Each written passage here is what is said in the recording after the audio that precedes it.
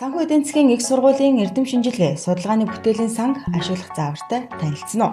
Санхүү эдийн засгийн их сургууль нь 2015 оноос багш, судлаач, оюутнуудын эрдэм шинжилгээ судалгааны бүтээлүүдийг нээлттэйгээр ашиглах боломжоор хангах зорилготой мэдээллийн сан бүрдүүлж ажиллаж байна. Одоогоор нийт 1464 эрдэм шинжилгээ судалгааны бүтээлүүд цахим хэлбэрээр тавигдсан байна. Цахим бүтээлийн санд хэрхэн бүртгүүлэх вэ?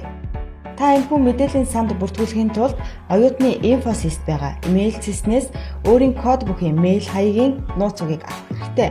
Үүний дараа gmail.com сайт руу орж хэрэглэгчийн нэр цонхонд оюутны код бүхий хаяг, пассворд цонхонд оюутны инфосист байгаа мэйл хаягийн нууц үгээ оруулаад нэвтрэх юм а.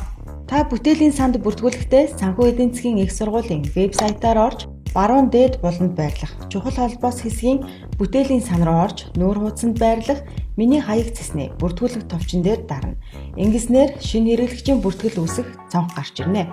Уг цонхонд та өөрийн оюутны код бүхий мэйл хаягийг оруулах бөгөөд бусад хувийн Yahoo, Gmail хаягаар бүртгүүлэх боломжийг анхаарна. Үүний дараа бүртгүүлэх товчийг дарна. Энэхүү мэйл хаягийг цаашид таны бүтээлийн санд нэвтрэх хэрэглэгчийн нэр болгон ашиглана.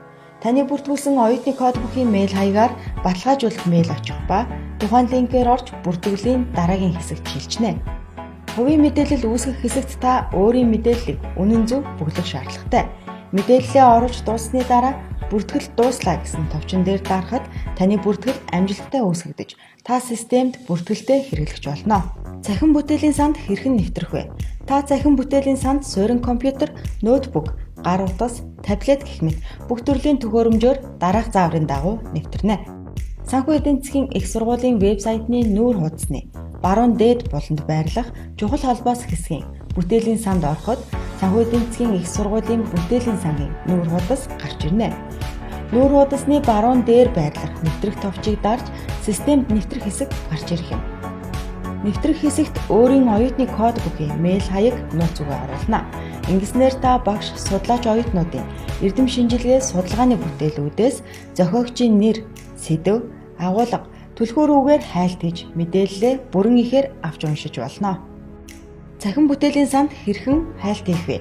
Та бүтээлийн сангаас бүтээлийг бүрэн ихээр үзэхийн тулд заавал бүртгүүлэх хэрэгтэй. Та бүтээлийн сангийн хайлт цонхонд өөрийн хүссэн сэдэв, зохиогчийн нэрээр хайлт хийж болно. Жишээлбэл та хайлтын цонхонд өртөг гэдэг үгээр хайлт хийхэд нийт 65 илэрц гарч ирнэ. Үүнээс та өөрийн сонгосон сэдэв рүү ороход тухайн сэдвийн зохиогч болон хураангуй харагдах бөгөөд та бүрэн ихээр нь үзэхийг хүсвэл харах нээх товчийг дарснаар үзэх, унших боломжтой юм а.